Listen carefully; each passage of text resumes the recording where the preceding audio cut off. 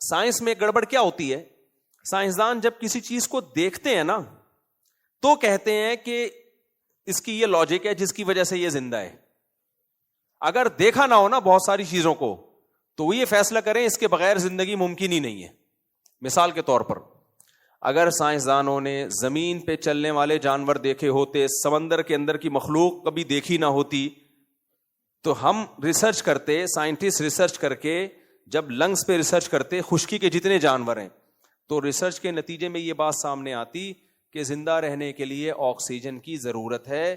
Oxygen ہوا میں 23% ہوتی ہے, تو جس کو ہوا نہیں ملے گی, پانی میں ہم ڈوب کے ہلاک ہو جاتے ہیں نا بھائی صاحب, تو ہمیں وہاں آکسیجن, کیونکہ ہوا نہیں ہے آکسیجن نہیں ملتی, لہذا کوئی جاندار پانی کے اندر زندہ نہیں رہ سکتا. اصل میں تو یہ رپورٹ آنی چاہیے,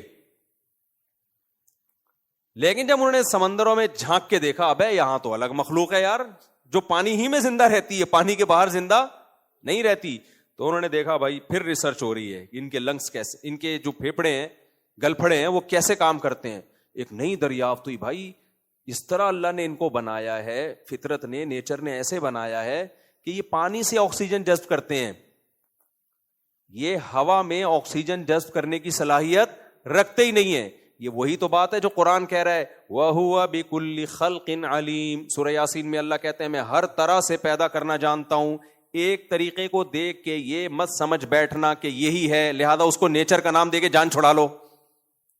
اب یہ سائنسدان کیا کر رہے ہوتے ہیں, نیچرل ہے لہذا اسی طریقے سے ہو سکتا ہے. اللہ کہتے ہیں چلو یہ والی پروڈکٹ ہماری یہ والی پروڈکٹ یہ تمہارے سامنے, پھر اس کو دیکھ کے سائنسدان کہتے ہیں اچھا اس میں تو اصل میں یہ لاجک ہے اس کی, اسی طرح ہو سکتا ہے. اللہ تیسری پروڈکٹ لے آتے ہیں, چل بھائی اس طرح یہ تیسری دیکھ لے, تو وَهُوَ بِكُلِّ خَلْقٍ عَلِيمٍ. اللہ کہتے ہیں ہر طرح سے پیدا کرنا جانتا ہوں. پتا چلا بھائی یہ آٹومیٹیکلی نہیں ہے, یہ کسی کوئی مائنڈ ہے, کوئی دماغ ہے جو استعمال ہوا ہے. وہ کون ہے؟ اللہ ہے, جس کو مجازن دماغ کہہ رہے ہیں, یہ اس کا ارادہ ہے.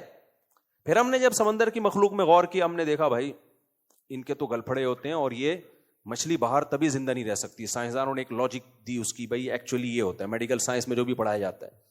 اللہ نے کہا چلو بھائی ایک اور پروڈکٹ ہے میری جو سمندر کے اندر بھی اور سمندر کے باہر بھی, اس میں کیا ہے بھائی, مان لینا چاہیے اللہ یہ تو ہی کر رہا ہے بھائی, یہ خود بخود نہیں ہو سکتا. اس پہ ریسرچ ہوئی تو پتا چلا جی اچھا جو بھی ان کا سسٹم ہے یار اس میں تو یہ چیزیں لگی ہوئی ہیں پانی میں جا کے, یہ والے اعضاء کام کرتے ہیں پانی سے باہر آ کے. کیکڑے کو دیکھو جب چاہے گا پانی کے اندر, جب چاہے گا پانی کے باہر. مگرمچھ کو دیکھو جب چاہے گا پانی کے اندر, جب چاہے گا پانی کے باہر. دونوں جگہ انجوائے کر رہا ہے لائف کو. کیا خیال ہے؟ دونوں جگہ انجوائے کر رہا ہے. پھر ہم نے دیکھا چلو پانی کی مخلوق میں سائنسدانوں نے بولا سن لائٹ بہت ضروری ہے. کیا بہت ضروری ہے؟ چاہے سمندر کی مخلوق ہو چاہے خشکی کی.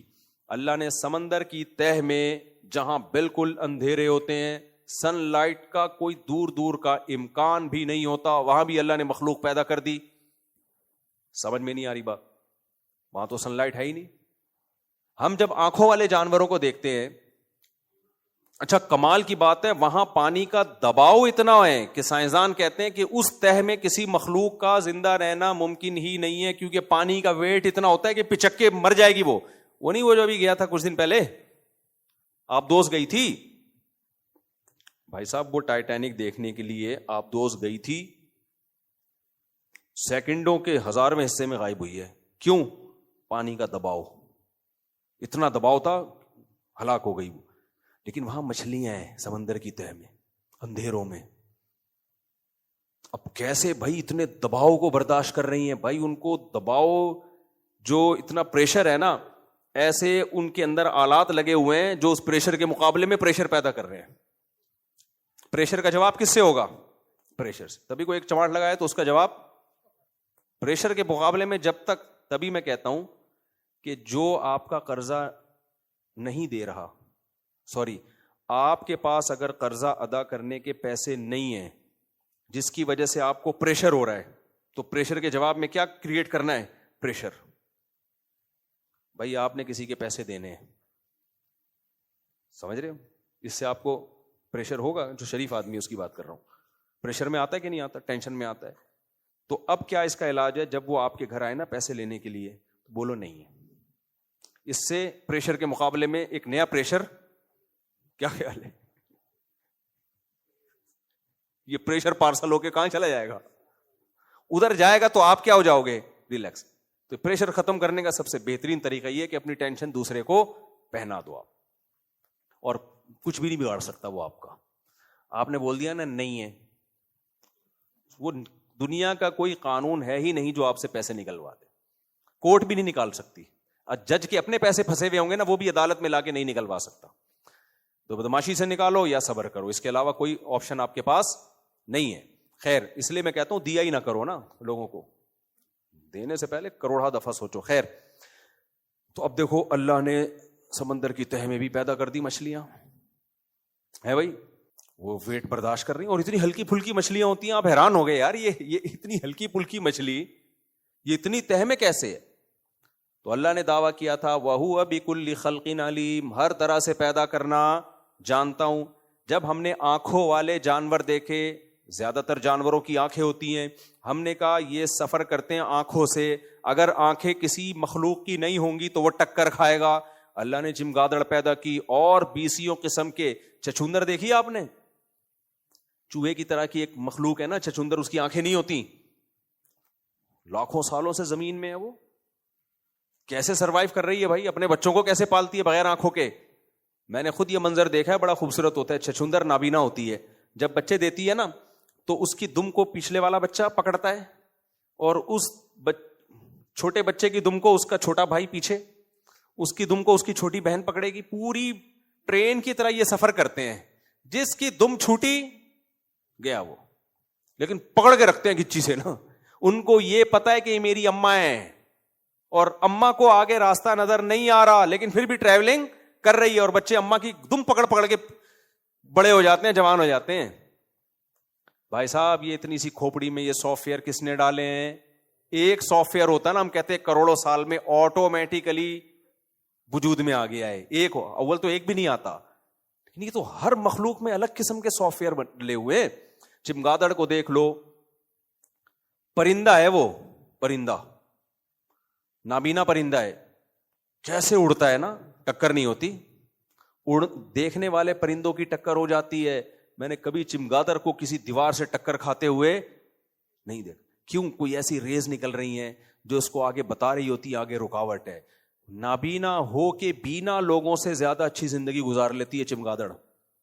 سمجھ میں نہیں آ رہی بات؟ کچھووں کو دیکھ لو، کہاں کہاں جا کے انڈے دیتے ہیں. پھر ان کا یہ ٹریولنگ دیکھ لو پرندوں کی یار. اولم یروا الی الطیر فوقہم صافات ویقبضن، اللہ کہتے ہیں ان پرندوں کو اڑتے ہوئے نہیں دیکھتے، کیسے پروں کو پھیلاتے ہیں اور پروں کو بند کرتے ہیں. کتنی لمبی ٹریولنگ کرتے ہیں یہ پرندے، سردیوں میں ایک پول سے زمین کے دوسرے کنارے. ہم تو بھائی اتنی ترقی کر کے نارتھ پول گئے ہیں کینیڈا کے، اس پہ بڑے خوش ہو رہے ہیں کہ یار جہاز میں بیٹھ کے، پرندے ویسے ہی چلے جاتے ہیں. ابے گوگل میپ ان کو کہاں سے ملتا ہے؟ ان کو کیسے پتہ چلتا ہے اس سمت میں سفر کرنا ہے، وہاں گرمیوں کا موسم ہے، یہاں سردیاں. اور ان کا بھی ایک امیر ہوتا ہے. آپ پرندوں پہ کتابیں لکھی گئی ہیں سائنسدانوں کی، وہ کتابیں پڑھو. ایک پرندہ آگے ہوتا ہے، وہ ہوا کو کاٹتا ہے، جب وہ تھک جاتا ہے نا، اتنا ڈسپلن انسانوں میں نہیں ہے. اگر انسان ہوتے نا اس طرح سفر کر رہے ہوتے، جو آگے ہوتا قیامت تک آگے ہی رہتا، اس کو دوسرا کوئی پیچھے آنے ہی نہیں دیتا. وہ تو مرے گا جب تک تو آگے ہی رہے گا. تو وہ کیسے جا رہا ہوتا ہے آگے آگے؟ وہ ہوا کاٹ رہا ہے. تھوڑے دن میں جب وہ تھک جاتا ہے، پیچھے آتا ہے، اس سے پیچھے والا، جیسے جنازے کی چارپائی کو نہیں لوگ کندھا دے رہے ہوتے بدل بدل کے. بھائی کون ہے جس نے ڈسپلن کے ایسے سافٹ ویئر اب جاپانیوں میں جا کے آئے ہیں؟